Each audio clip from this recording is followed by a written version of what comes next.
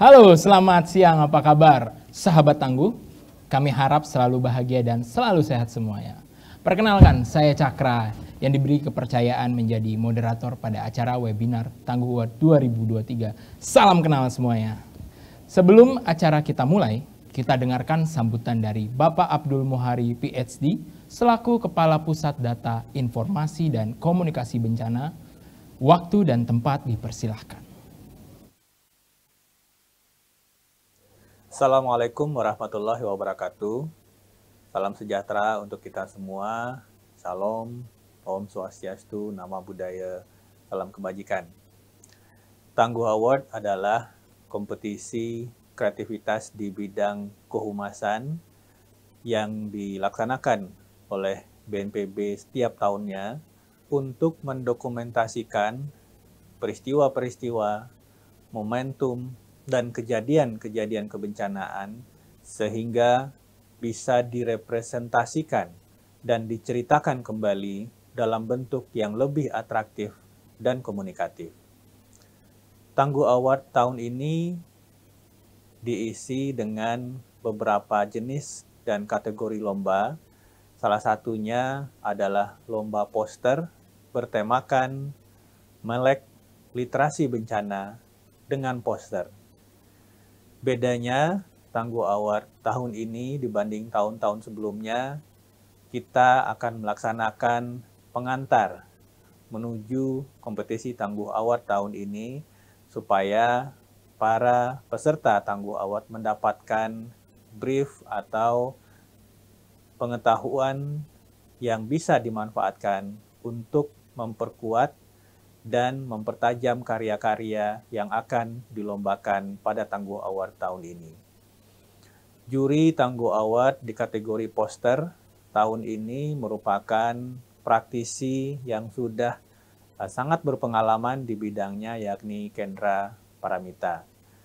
Diharapkan melalui kegiatan webinar pengantar untuk Tangguh Award ini bisa memberikan manfaat dan ilmu pengetahuan bagi calon peserta. Demikian, Assalamualaikum warahmatullahi wabarakatuh. Kita akan menyaksikan penganugerahan Tangguh Awards 2022. Konsep piala yang juga berbeda, jadi ada bentukan pohon atau representasi dari hutan yang mungkin tidak berfungsi optimal, kemudian ada tameng yang khas dari Dayak Kalimantan yang menggambarkan keinginan untuk melindungi hutan tersebut, sehingga di depannya itu ada pohon yang rimbun atau hutan yang berfungsi kembali.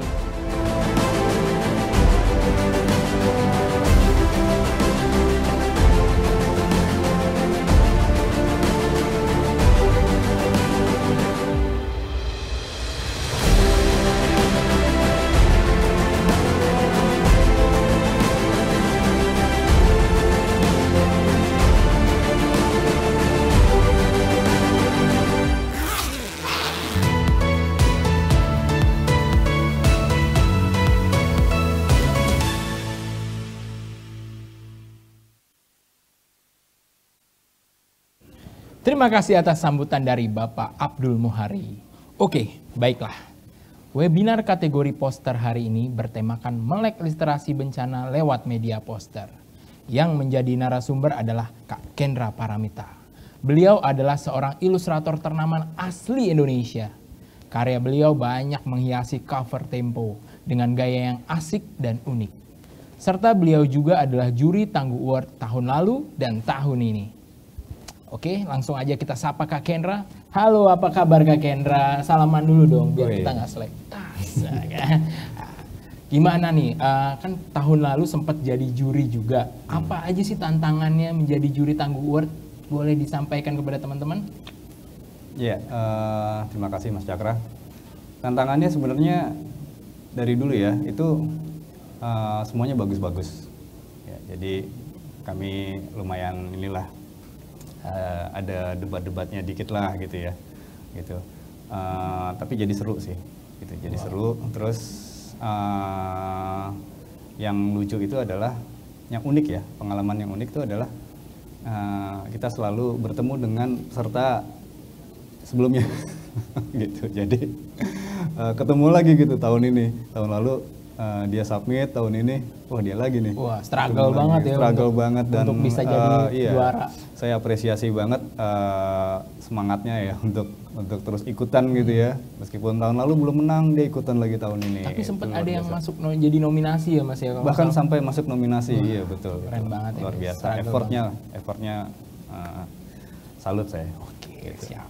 Oke, thank you Kak Kendra atas statementnya.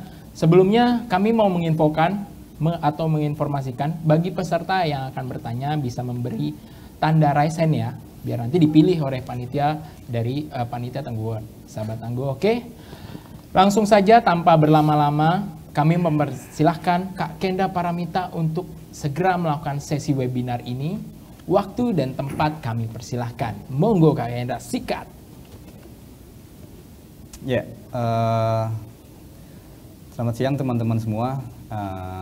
Siang ini izinkan saya menyampaikan sedikit apa ya, tips and trick mungkin ya, gitu. Bagaimana sih kiat-kiat membuat poster gitu ya? Seperti apa sih? Nah, gitu. Ya, tahun ini temanya melek literasi bencana lewat media poster. Nah, oke, boleh tolong slide-nya. Ya, tahun ini posternya berbeda dengan tahun-tahun sebelumnya, ya. Jadi kalau tahun lalu poster lebih banyak tentang campaign ya, gitu, gerakan gitu kan. Nah, tahun ini agak beda nih, posternya adalah infografis. Nah, wah kayak gimana tuh poster tapi infografis? Nah, ya kan. Untuk yang merasa agak asing gitu ya, poster infografis itu apa sih? Oke, kita lanjut aja. Next. Ya, tapi sebelum kita mulai, nah ini mindset dulu nih ya. Kita soal mindset dulu ya. Nah, dalam berkarya, desainer itu seringkali lupa ya, bahwa dia akan membuat karya ini untuk orang lain, ya, gitu.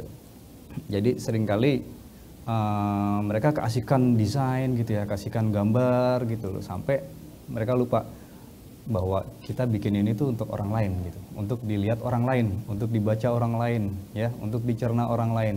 Nah, gitu. Jadi pastikan karya yang kita rancang ini itu dia harus mandiri, ya. Wah, gimana tuh mandiri? Artinya dia harus bisa menceritakan dirinya sendiri, ya. Dia bisa menjelaskan informasi yang terkandung di dalamnya gitu. Misalnya tentang tips-tips mencegah bencana gitu ya. Itu ya dia harus bisa menginformasikan step-stepnya secara runut dan jelas sehingga mudah dipahami gitu. Kan nggak mungkin kan kita sebagai desainernya terus-terusan ada di sebelah poster kita kan. Jadi kalau ada orang yang lihat kita jelasin gitu kan, ini maksudnya gini kan nggak mungkin kan gitu. Jadi dia harus bisa berdiri sendiri ya, mandiri menceritakan isinya gitu. Nah, makanya penting sekali untuk selalu memikirkan orang lain dulu nih. Oke, kalau saya bikin gini orang lain ngerti nggak ya? Kalau saya nulis kayak gini, kalimatnya seperti ini gitu, orang nangkep nggak ya maksudnya gitu ya. Oke, jadi ini mindset mendasar yang sangat penting tapi sering dilupakan gitu ya. Oke, lanjut ya. Lalu poster infografis itu apa sih ya? Sebenarnya sih dia agak lebih rumit ya dibanding poster konservatif ya, tapi dia mungkin mengandung lebih banyak elemen, lebih banyak grafik, diagram, terus angka mungkin ya, gitu, tabel juga gitu. Nah, tapi gimana kita meramunya dalam format yang mudah dipahami gitu, tapi juga menarik, ya. Oke, kurang lebih intinya seperti itu poster infografis itu. Jadi dia ada informasi yang lebih kompleks sebenarnya, gitu. Next. Ya, sekarang kita bicara soal apa aja sih ini faktor-faktor yang memengaruhi keberhasilan sebuah poster. Oke, lanjut. Ya, yang pertama konsisten. Konsisten nih artinya kita memilih satu style ya, satu style. Jadi kita setia pada satu style gitu, nggak usah kemana-mana, nggak usah nyari style yang lainnya. Jadi stylenya nggak campur-campur gitu loh. Oke, misalnya kita ambil stylenya vektor gitu ya, gayanya vektor. Ya udah kita usahakan sampai tuntas itu semuanya style tetap di style vektor ya, gitu. Nggak tiba-tiba muncul foto gitu ya misalnya. Jadi nanti agak aneh tuh. Nah, kenapa perlu konsisten? Supaya orang nggak bingung gitu ya. Karena perubahan style bisa dianggap sebagai sesuatu peralihan atau sesuatu yang berbeda gitu biasanya gitu. Jadi akan lebih aman kalau kita berusaha untuk konsisten ya. Stick di satu gaya visual tertentu ya. Gitu. Nggak usah banyak-banyak. Oke. Yang kedua adalah mudah dipahami. Nah, ini juga penting nih. Gitu. Seperti yang sudah saya singgung sebelumnya. Poster harus, karena sifatnya itu singkat ya poster ya gitu. Jadi orang nggak meluangkan waktu banyak-banyak untuk poster gitu kan, untuk membaca poster. Nah, makanya dia harus sebisa mungkin mudah dipahami gitu kan. Nggak mungkin orang melototin poster sampai 2 jam gitu kan, wah baru nemu maksudnya kan gitu. Jadi kita harus cari cara gimana caranya supaya dalam waktu singkat orang udah ngerti gitu. Kemudian jelas dan rapi, ini juga penting. Jadi jelas dan rapi ini menunjang kebutuhan supaya poster mudah dipahami tadi itu ya. Oke, lalu ada judul yang menarik dan ringkas. Nah, judul ini juga nih, kenapa? Karena mata manusia itu dilatih untuk yang pertama adalah mendeteksi tulisan gitu. Jadi kita dilatih untuk mencari informasi. Nah, yang paling mudah dipahami adalah tulisan. Jadi mata kita akan otomatis nyari tulisan dulu, nyari teks dulu. Makanya judulnya harus menarik, terus sesuai dengan tema dan mudah dipahami. Kalau kita bikin kalimat panjang-panjang yang rumit gitu, wah itu kan susah dipahami ya. Jadi usahakan kalimatnya ringkas dan cergas gitu. Oke, lanjut. Ya, kalau kata Thor tuh ada yang namanya worthy ya gitu. Jadi apa ya, layak gitu ya. Poster yang worthy itu yang seperti apa sih? Coba kita lihat. Ya, yang pertama sumber datanya itu kredibel ya. Gitu. Jadi sekali lagi ketika membuat desain apapun itu, usahakan kita menggunakan data yang memang valid dan bisa dipertanggungjawabkan, dibuat oleh sumber-sumber yang memang kompeten di bidangnya. Oke.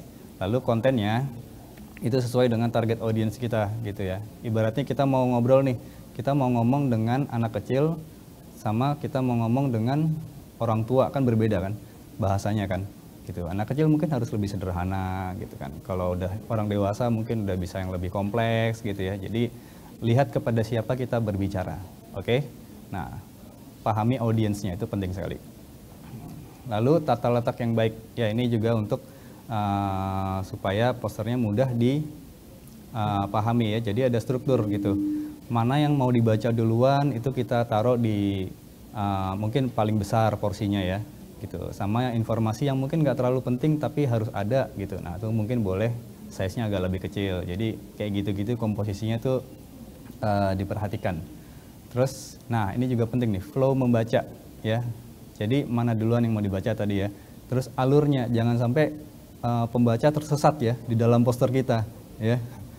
Dari sini kemana ya? Wah dia nggak tahu harus kemana selanjutnya, karena ini infografis kan ada beberapa informasi ya, step-step gitu kan, ada tahapan gitu. Nah kita harus menuntun mereka, jadi kita tuh ibarat tour guide gitu ya, kita menuntun mereka dari datang sampai mereka mau pergi gitu ya, gitu ya. Itu harus jelas runutannya, tidak harus selalu zigzag ya, sesuai arah membaca, enggak juga, bisa diarahkan pakai size atau nomor gitu. Jadi macam-macam sih caranya sih gitu. Silakan dikembalikan kepada kreativitas kalian aja. Terus ketepatan informasi yang ingin disampaikan dan konsistensi dalam penyampaian pesan. Ya ini berhubungan dengan sumber tadi ya. Apakah informasinya tepat? Terus konsisten gitu loh. Jadi nggak sebelumnya kita bilang A terus di akhirnya kita bilang B ya. Jadi harus sinkron, tetap konsisten.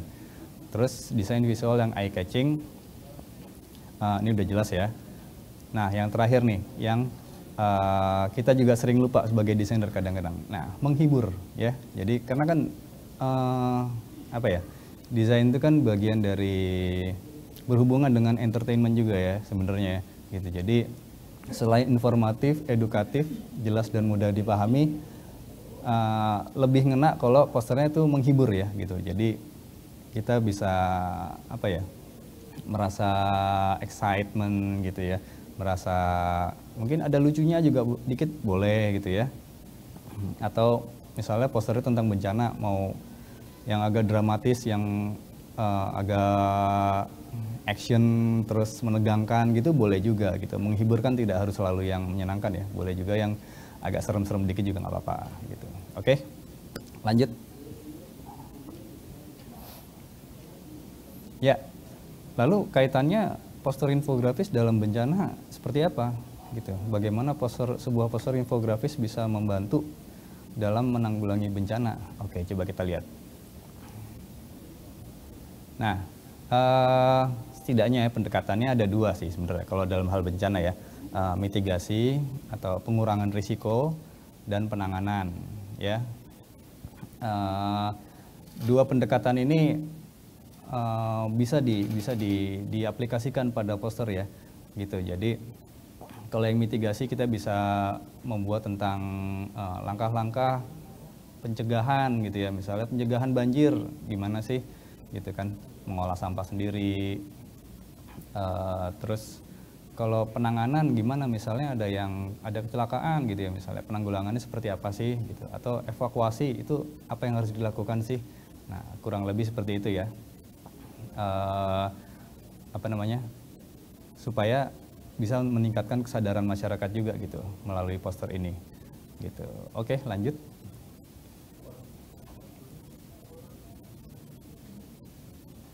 Ya, masuk ke do's and don'ts nih ya. Yang boleh apa aja sih? Ya, gasken. Ya, riset ya. Riset ini penting ya. Jadi kalau kalian membuat terutama ini kan soal bencana ya. Jadi artinya informasi menjadi penting gitu ya.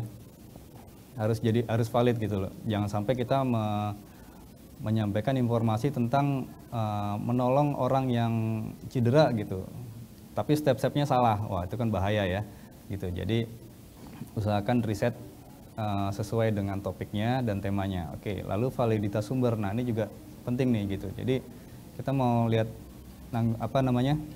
mau cari informasi tentang penanganan bencana, tapi kita nyarinya ke website IT gitu misalnya, atau website keuangan gitu ya, kan nggak mungkin ya gitu. Jadi kita harus cari sumber-sumber yang valid gitu, bisa dari BNPB juga ya gitu. Oke, lalu sederhana. Nah, sederhana ini maksudnya gimana? Bukan berarti kita nggak boleh bikin yang yang rumit atau kompleks ya, tapi sederhana maksudnya adalah pendekatannya. Jadi kita harus berpikir sederhana dulu ya. Memulai dengan sederhana itu nggak ada salahnya gitu. Jadi kalau sederhana udah bagus, mudah dipahami, baru boleh kita naikkan lagi. Kayaknya lebih oke lagi kalau ini ditambahkan ini gitu ya. Jadi start simple itu nggak pernah salah. Oke. Mawas bidang atau aware tentang size ya. Nah, poster ini kan besar nih ukurannya. Ya, jadi perhatikan juga ukuran elemen-elemennya, ukuran font, ukuran gambar atau foto gitu. Jangan sampai nanti fontnya, karena kita ngerasa di layar kecil kan, setelah diaplikasikan ke poster sesungguhnya ternyata ukurannya besar kan. Jadi teksnya jadi terlalu besar gitu ya. Jadi perhatikan aja gitu. Kalau kalian punya contoh real ukuran aslinya, coba aja dikira-kira, dibandingkan gitu ya. Gitu lah. Jadi yang penting sih perhatikan bidangnya gitu. Karena poster biasanya besar, jadi ukuran itu sangat berpengaruh. Oke. Sekarang coba kita lihat yang don'ts-nya. Nah, ini nih. Oke, hati-hati ya. Coba lihat. Apa aja sih yang harus diwaspadai dalam membuat poster? Over data, ya. Memasukkan data terlalu banyak. Oke, kita dapat informasi banyak nih untuk kita olah ya. Tapi kita maunya semuanya masuk gitu kan, karena kita ngerasa wah makin banyak makin oke nih. Padahal belum tentu. Ingat, poster itu sifatnya sekelebat ya. Jadi orang lihatnya nggak lama-lama. Jadi kita sebagai desainer boleh loh memilah dan memilih data mana aja yang penting untuk disajikan ke pembaca, ke audiens gitu ya. Gitu. Jadi kita juga harus berfungsi sebagai editor, kurator gitu lah, dikit-dikit ya. Gitu. Jadi kita harus bisa memilih nih kayaknya informasi ini mudah dipahami nih gitu. Karena mungkin informasi yang terlalu teknis gitu ya, itu sarananya udah bukan poster lagi gitu ya. Mungkin bisa yang lebih kompleks lagi, lebih detail lagi, film dokumenter gitu misalnya ya. Gitu. Tapi kalau untuk yang poster usahakan yang informasi yang ringkas-ringkas gitu ya. Jadi kita harus bisa memilah dan memilih data biar nggak kebanyakan. Nah, yang kedua hoax nih. Nah, ini juga nih, hati-hati ya. Gitu. Jangan asal googling gitu ya. Terus muncul artikel abal-abal gitu ya. Kita main pakai datanya, ternyata keliru ya. Gitu. Pastikan sumber-sumbernya valid dan terpercaya ya. Berpengalaman dan kompeten di bidangnya. Lalu berasumsi. Nah, asumsi ini bahaya juga nih. Ya, teman-teman ya. Kita sering berpikir kalau saya ngerti, orang lain juga ngerti gitu ya. Orang lain juga pasti ngerti gitu. Kalau saya bikin gini, orang lain pasti nangkep nih. Nah, itu usahakan dihindari ya gitu, karena belum tentu yang kita tahu orang lain juga tahu ya kan. Jadi pastikan kita satu frekuensi dulu nih dengan audiens kita gitu. Kita tahu dulu audiensnya siapa sih. Oke, audiensnya anak muda. Oke, sukanya apa sih dia gitu kan. Yang dia baca apa, yang dia tonton apa. Nah, itu dari situ kita akan lebih mudah kok komunikasinya gitu. Jadi hindari asumsi ya. Ekspektasi berlebih. Nah, ini dalam konteks lomba nih ya. Jadi kita udah lakukan yang terbaik dan kita berharap untuk menang. Nah, ini biasanya kalau kita terlalu berharap untuk berhasil gitu ya.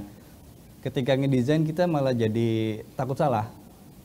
Dan ini bahaya gitu ya. Akhirnya desainnya malah jadi jelek, jadi nggak optimal gitu ya. Gitu, karena takut salah, kita maunya bagus, kita maunya perfect gitu. Tapi akhirnya kita jadi nggak fun, jadi nggak menikmati gitu ya. Akhirnya malah jadi nggak optimal posternya gitu. Karena apa? Ekspektasi yang berlebihan. Saya pengen banget menang nih gitu. Jadi apa ya? Berbuat yang terbaik, tapi siap menerima apapun hasilnya.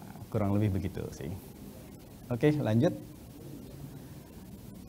Ya, sekedar penutup ya. Jadi, jika digarap secara cermat, poster infografis dapat membantu menyampaikan pesan yang kompleks menjadi lebih mudah dipahami. Jadi, jangan lupa untuk selalu mengutamakan atau mengedepankan audiens kita ya dalam merancang sebuah poster. Siapa yang akan lihat poster kita, siapa yang akan baca. Oke, karena sebenarnya secara sederhana ini kita kayak ngobrol aja sih sama audiens. Cuman yang menginformasikan adalah karya kita. Oke. Mungkin itu dulu dari saya, Mas Cakra. Terima kasih. Oke, tepuk tangan dong. Walaupun tepuk tangan. Oke. Wow, keren sekali pemaparan dari Kak Kendra ya. Untuk melengkapi sesi webinar kali ini, mungkin kita akan ambil pertanyaan dari sahabat tangguh yang bagi mau bertanya langsung ke Kak Kendra itu wajib on cam ya. Nyalain semua kameranya. Pertama-tama raise hand dulu. Nanti kalau udah gitu dipilih sama panitia dari panitia Tangguh. Nanti wajib on cam, langsung tanya ke ini. Dan jangan lupa sebutkan nama, asal dan profesinya. Oke. Mungkin sudah ada? Mungkin aku tektok dulu ya Kak Kendra. Kak Kendra, kalau Kak Kendra ini kan udah lama banget ya jadi ilustrator. Nah, gimana sih caranya supaya bisa ngebangkitin mood, mendapatkan inspirasi nih? Waduh, kan udah bertahun-tahun nih jadi ilustrator, gimana ya caranya ngebangkitin mood? Kadang kan banyak desainer-desainer tuh ngerasa kayak gue lagi gak mood ntar deh, kadang-kadang ngejar ya udah pas mepet deadline baru dikerjain, kan kebiasaan nih kayak gitu ya. Gimana sih ala Kak Kendra nih tips and triknya gitu? Iya, kalau mood sih sebenarnya bisa disetting ya, sebenarnya. Jadi itu sesuatu yang di dalam kontrol kita sebenarnya sih, gitu ya. Jadi gimana kita pandai mengatur mood aja nih. Oke, misalnya saya sedang capek atau lelah gitu ya, gitu. Tapi saya harus menyelesaikan ini gitu ya. Biasanya sih kalau kepepet ya udah otomatis gerak sendiri, udah kepepet deadline gitu kan. Ya udah mau nggak mau kerjakan gitu. Tapi kalau misalnya deadline-nya masih agak loose gitu, kalau emang kita belum mau mengerjakan nggak apa-apa gitu. Kita santai dulu gitu, misalnya bikin kopi lah atau apa gitu ya, itu nggak apa-apa gitu ya. Tapi kalau memang udah harus tapi moodnya belum ada nih ya kan, udah jelang deadline tapi moodnya belum dapet nih ya kan, nah itu sebenarnya sih bisa disetting ya mood ya gitu ya. Jadi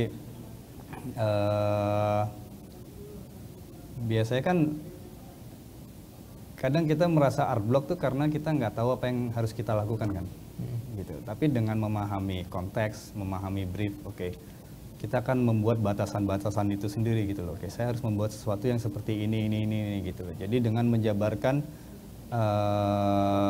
membreakdown project kita itu akan lebih mudah, gitu. Saya harus bikin apa sih sebenarnya sih, gitu. Saya harus bikin ini poster. Isinya tentang ini gitu. Oke, ya udah. Itu udah otomatis jalan sendiri nanti. Gitu. Otak kita lah jalan sendiri gitu. Jadi mood mengikuti aja nanti setelah itu sih. Berarti penting juga ya kita harus nge-breakdown step by stepnya nih, kita mau ngapain ya. Jadi kita juga bisa tahu nih saat kita mau cari celah. Oke, santai pun bisa ya. Kalau kayak misalkan step by stepnya aku udah ngeriset, aku udah checklist. Terus untuk konsep gaya stylenya checklist gitu. Jadi pas sudah mau ada mood tinggal dijadiin aja gitu ya. Nggak perlu lagi kita nyari lagi. Terus ini lagi, karena kan itu cukup wasting time ya gitu. Karena banyak tuh pengalaman teman-teman aku juga ngerasa kayak gila, buat poster ya oke lah buat poster, cuman effortnya mungkin nggak sebanyak effort lain ya, bikin video, foto yang hunting gitu. Cuman tapi kan berurusan sama dengan mood juga ya, tapi tanggung jawab tetap ya paling tinggi ya. Kalau namanya pekerjaan tuh harus ada yang diselesaikan. Ya udah, kita harus utamakan nilai tanggung jawab itu ya kan ya. Oke, mungkin sudah ada di sini yang mau bertanya, raise hand dari kolom chat. Kita sudah masuk ke Q&A nih.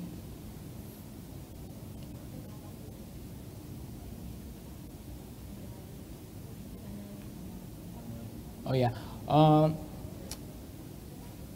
di sini kita udah masuk ke sisi Q&A. Jadi para peserta silahkan melakukan raise hand dulu untuk kita panggil. Langsung kita tampilkan di sini. Nanti sebutkan ya nama dan asal maupun profesinya. Langsung kita direct ke Kak Kendra untuk pertanyaannya. Nanti langsung dijawab sama Kak Kendra. Oke? Sudah ada yang bertanya ya? Oke, siap. Boleh ditampilkan, wajib on cam ya. Waduh. Siap. Halo Mas.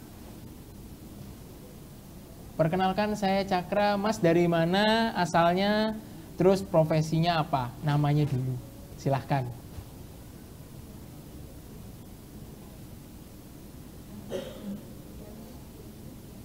Oh, Mas boleh dinyalain dulu? Selamat siang, Pak Rendra. Oh iya, halo Mas. Oke Mas, sebutin nama, asal dan profesinya apa Mas? Halo ya. Halo. Saya Ahmad Sumaidi dari BPBD Kota Pasuruan. Iya. Halo Kak. Halo. Kak. Ya, kedengaran Kak. Ya, saya dari BPBD Kota Pasuruan dengan nama Ahmad Sumaidi. Maaf, koneksinya sepertinya buruk, agak keputus-putus. Boleh diulangi Kak, namanya, asal dan profesinya? Ya, saya Ahmad Sumaidi dari BPBD Kota Pasuruan. BPBD Kota Pasuruan itu Pak. Oh ya, halo Pak Ahmad. Iya, selamat siang Kak Rendra.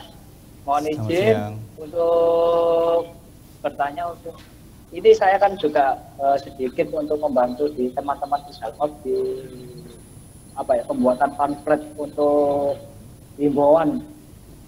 Kebetulan kita di BPD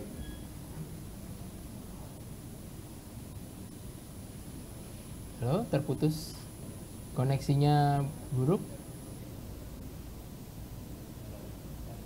Oke, mungkin kita hold dulu ya Pak Ahmad sampai koneksinya baik lagi. Mungkin kita ganti dulu dengan yang lain. Silahkan ditampilkan.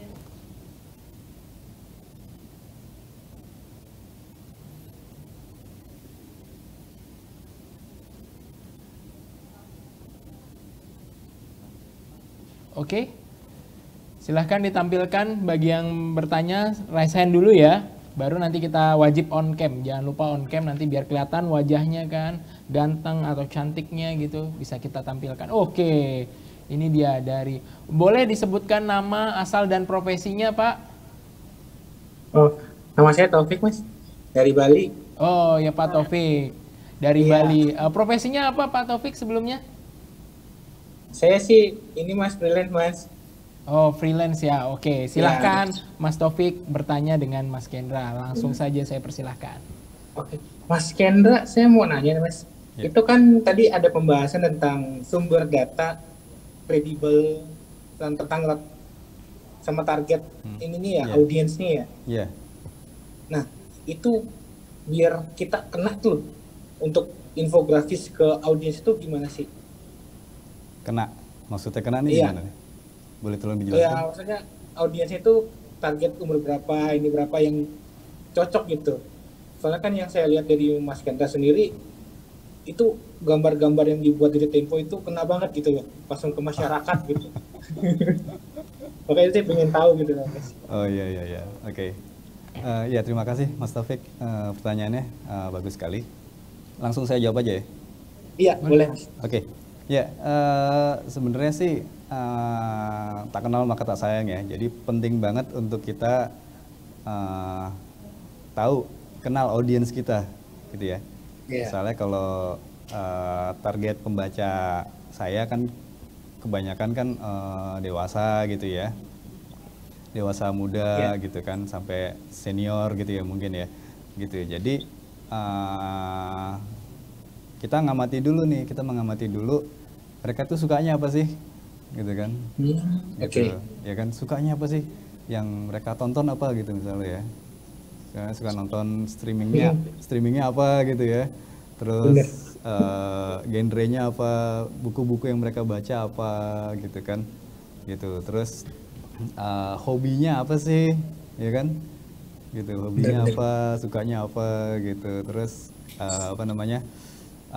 mereka kalau jalan-jalan transportasinya tuh kayak apa sih gitu kan, apakah komuter atau naik ojek online mungkin gitu kan. Nah sebenarnya sih dari situ-situ kalau kita memahami sedikit tentang kehidupan mereka ya gitu ya, itu tentang keseharian mereka ya, itu mulai tergambar tuh biasanya kira-kira jokes-jokes yang nyampe di mereka tuh apa sih gitu kan, jokes-jokes yang beredar di sekitar mereka gitu kan. Nah ini penting nih, jadi kadang hal-hal yang kelihatannya iseng ya, remeh-temeh gitu, tapi betul kalau kita garap visual secara menarik dari situ, itu bisa kena. Gitu ya. Jadi sebenarnya sih ibaratnya menghidupkan jokes-jokes receh yang sudah beredar di sekitar mereka aja sebenarnya, gitu, ya kan? Gitu. Nah itu kita visualkan aja gimana sih cara kita oke, ini ada jokes kayak gini nih, paling oke ditampilkannya seperti apa nih, gitu, ya kan? Ya kurang lebih kayak gitu-gitulah brainstormnya, gitu. Semoga menjelaskan ya Mas Taufik ya. Iya Mas, banget sih Mas, nambah pemahaman baru. Oke, sip. Terima kasih pertanyaannya. Iya.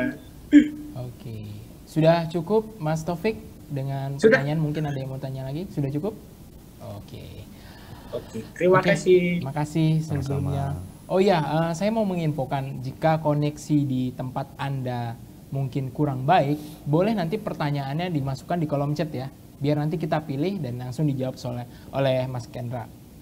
Oke, sebelumnya di sini saya mau mengingatkan kembali untuk raise hand dan nanti saat ditampilkan sebutkan nama, asal dan profesinya. Oke, sudah ada penanya kedua. Di sini boleh ditampilkan juga.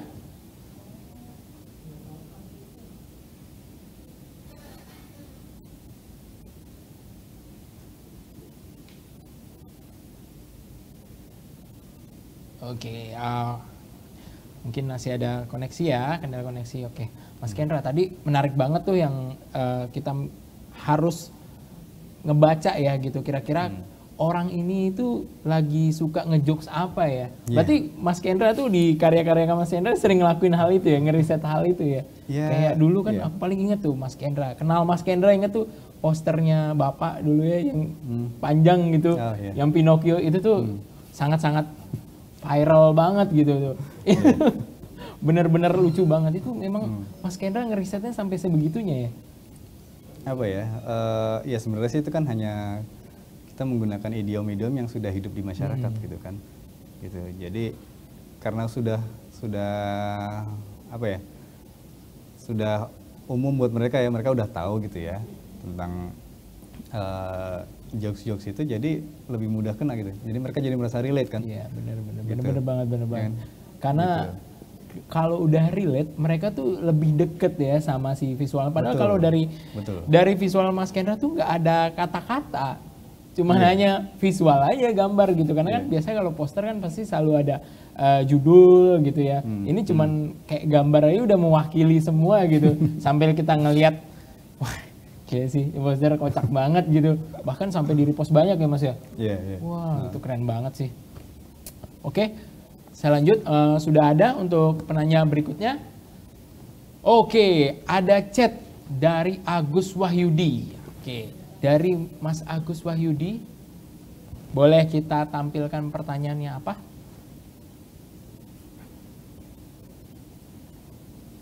Sebelumnya Mas Agus Wahyudi ini, oke. Masih ada kendala koneksi kawan-kawan. Mohon maaf ya sebelumnya. Oke.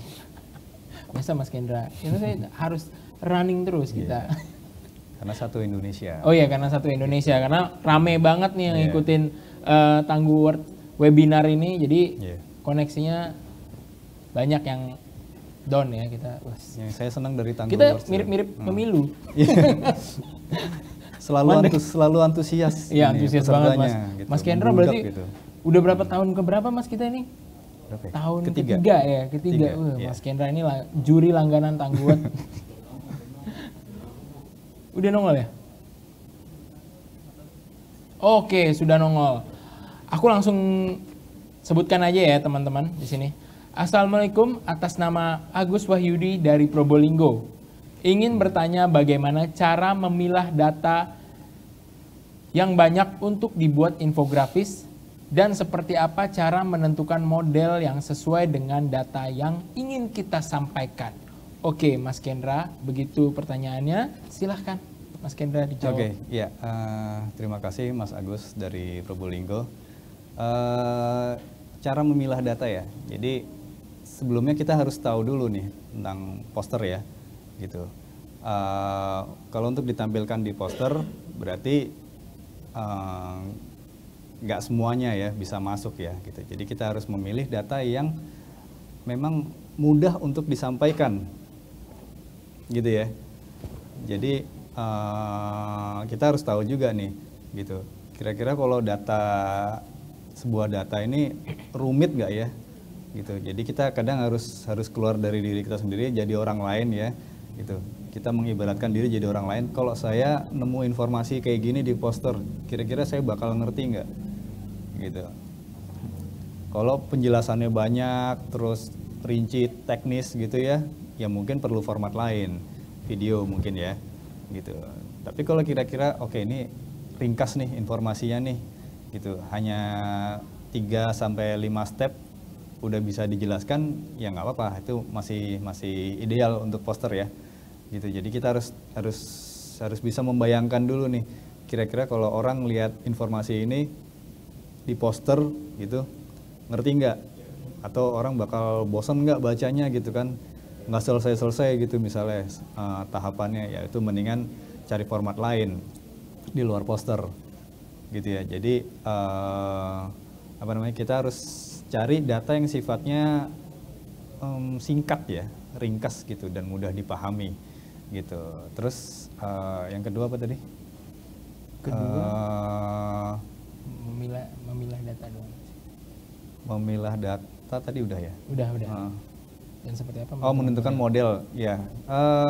Model yang sesuai dengan data, ya, style ya. Misalnya, misalnya evakuasi korban banjir gitu ya, misalnya ya, gitu. Satu, siapkan perahu karet gitu kan ya. Ya kita harus tahu dulu gitu. Kira-kira objek apa aja sih yang bakal masuk ke dalam poster kita, gitu kan, gitu. Misalnya ada perahu karet, ada pelampung, ada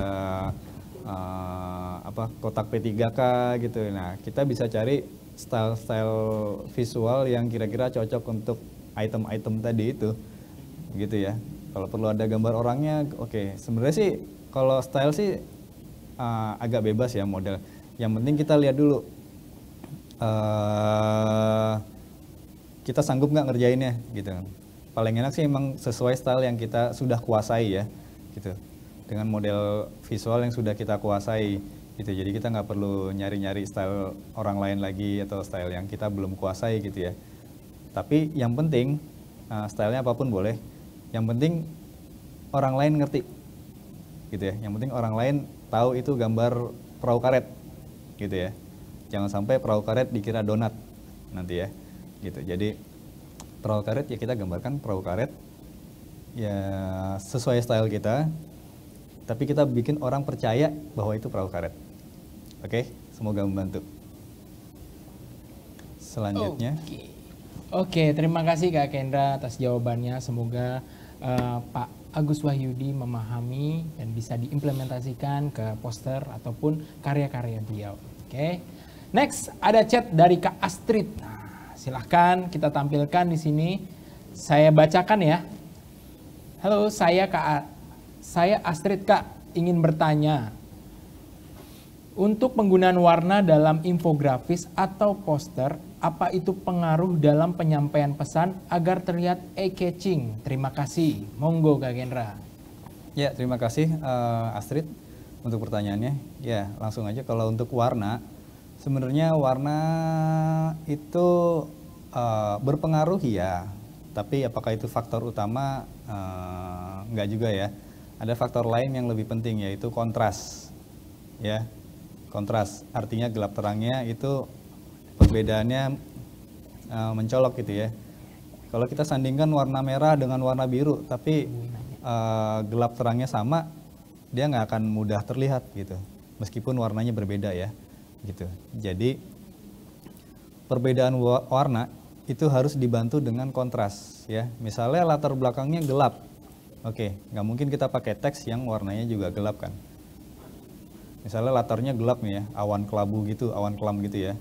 Terus teksnya warna biru gelap juga gitu, biru laut yang nggak akan kebaca gitu ya, meskipun warnanya berbeda ya. Jadi yang lebih penting adalah kontras gitu.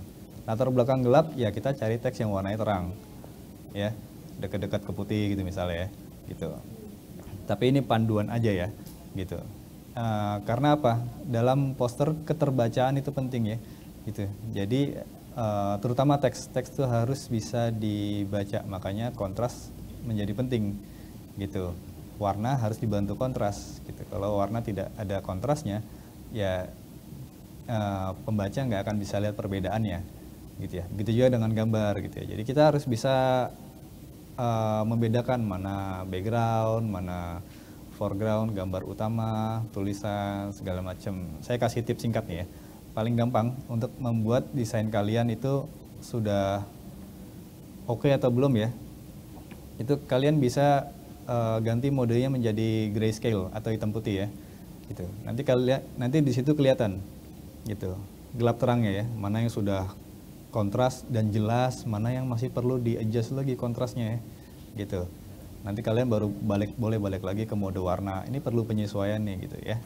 Oke, itu aja dari saya. Terima kasih. Oke, keren banget. Baru tahu tuh tips and trick ala grayscale, ala Mas Kendra. Oke, Mas Kendra, mungkin aku juga mewakili teman-teman yang ada di webinar hari ini mau menanyakan nih Mas. Boleh nggak sih kita tuh pakai aplikasi yang ada di aplikasi ataupun website yang ada di internet gitu, kayak contohnya aku sebut mungkin Canva kayak gitu-gitu untuk melakukan eksekusi bikin poster kayak gitu-gitu. Boleh nggak sih Mas kita kayak gitu? Jawabannya bebas ya, sangat boleh. Kalian mau pakai kapur tulis, mau pakai batu atau pakai software yang paling canggih itu boleh ya. Jadi selama hasilnya bertanggung jawab tentunya ya, gitu ya. Jadi hasilnya bisa dimengerti orang lain ya kan. Yang penting itu aja sih. Gitu. Kita lihat hasil akhirnya kan, gitu. Jelas nggak, terus informatif nggak, ya kan, menarik nggak, gitu aja. Perkara kalian buatnya dengan alat apapun ya itu sih kami bebaskan ya. Gitu. Jadi mau pakai software-software yang sudah banyak kan sekarang software desain gitu ya boleh-boleh aja gitu. Paling resikonya kan template aja ya. Gitu ya. Jadi kelihatan template jadi, banget sih. Iya, kelihatan gitu. banget jadi kayak ini nyomot, bahkan kayaknya banyak style yang bercampur ya Mas di situ. Kalau banyak yang bertebaran di sosial media gitu ya. Balik lagi ke pembahasan Mas Kendra tadi, yang penting konsisten ya Mas ya. Konsisten gitu. Yang penting kita nggak campur-campur style gitu. Bener-bener. Template kalau kita ngolahnya jago bisa bagus. Iya. Gitu. Berarti semua tergantung taste. Tergantung taste gitu. The man behind the apa tuh namanya? Oke, di sini kita sudah tiba di penghujung acara, Mas Kendra. Terima kasih untuk sesinya. Sebelumnya aku juga mau ngingetin untuk kawan-kawan webinar, kita sudah menyiapkan e-sertifikat untuk webinar kali ini. Nanti kita bisa taruh di grup WhatsApp yang sudah disediakan oleh panitia. Nanti kita akan sebar semua di situ. Anda bisa ambil di situ semua. Nanti tinggal teman-teman ganti nama kalian di situ siapa. Kita akan sebar. Insya Allah hari ini kita sudah eksekusi itu. Oke, terima kasih sebelumnya kepada Pak Abdul Muhari selaku Kepala Pusat Data Informasi dan Komunikasi Kebencanaan, Kak Kendra di samping saya, Panitia Tangguh 2023 dan para peserta untuk waktunya yang sangat berharga ini. Semoga webinar ini memberikan pencerahan dan menambah wawasan untuk kita semua. Sampai jumpa di Lomba Kreativitas Tangguh 2023. Segera kirimkan karyamu dan jadilah juara. Assalamualaikum warahmatullahi wabarakatuh. Sampai jumpa, salam tangguh.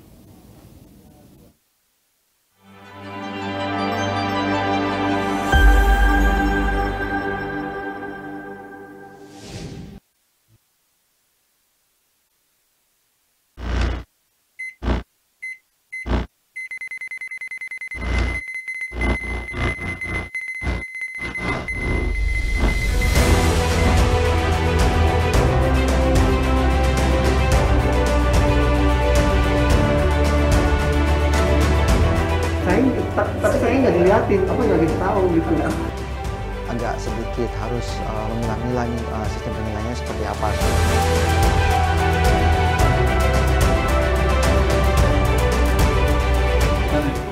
Berarti dari like kan ditentukan ya kan dalam menilai karya-karya yang masuk gitu, dan yang saya senang ya itu tadi bagus-bagus. Iya, hampir-hampir saya pikir disabilitas. Dari 22 kita pilih one best picture and one favorite.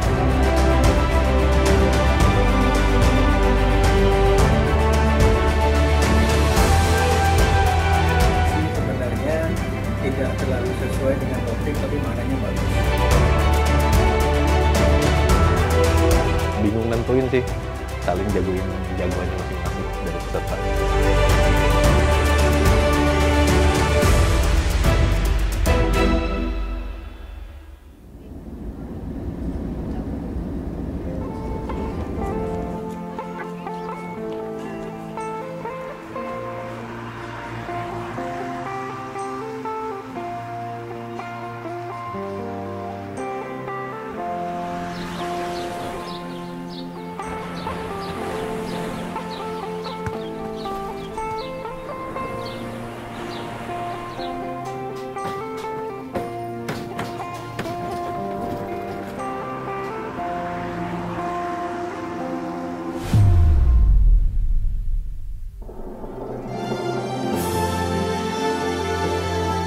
selamat datang dalam acara Bulan PRB 2022 bersama Kita Tangguh.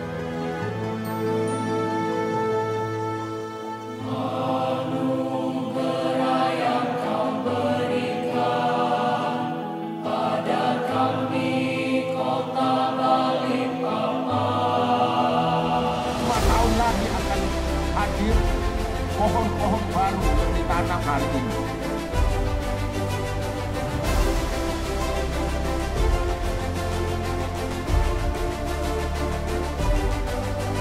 Nah, mari para fotografer Indonesia untuk selalu membuat kreativitas tentang foto bencana yang setiap tahun selalu diadakan oleh BNPB di Indonesia ini. Terima kasih banyak untuk pihak BNPB dan juga segenap tim untuk acara Tangguh Awards. Sangat sukses, mantap. Suka cita sekali.